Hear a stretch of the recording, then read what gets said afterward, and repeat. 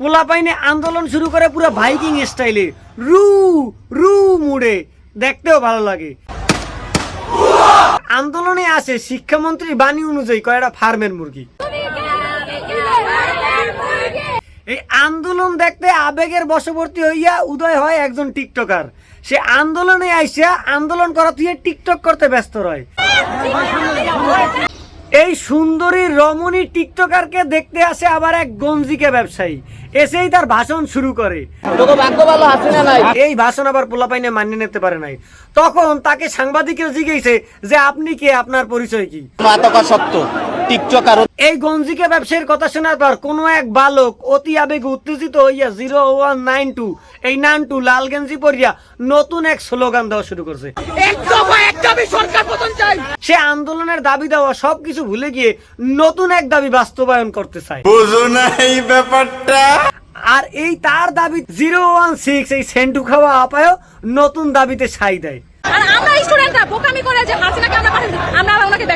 এই নতুন দাবি আর পুরান দাবিতে পুলিশ এসে বক্তব্য দেয়। এর মধ্যে আন্দোলনের একজন পুলিশের ক্যাপ ধরে টানাটানি শুরু করে। অবশেষে আন্দোলন এখন টানাটানিতে রূপ নেয়।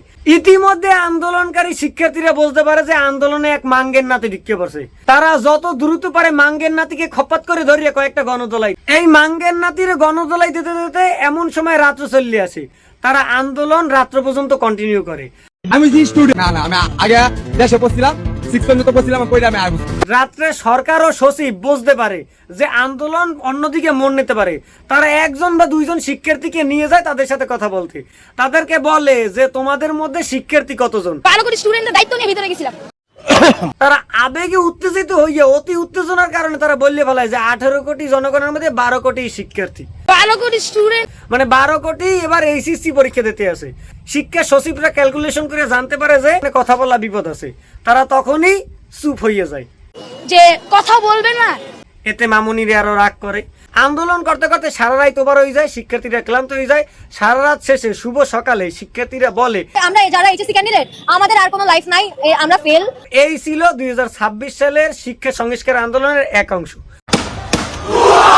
বাকি অংশ ধীরে ধীরে প্রসারিত হবে, অপেক্ষায় থাকুন। গালি দিয়ে নিজের পরিচয় দেবেন না। ভালো থাকবেন, ধন্যবাদ।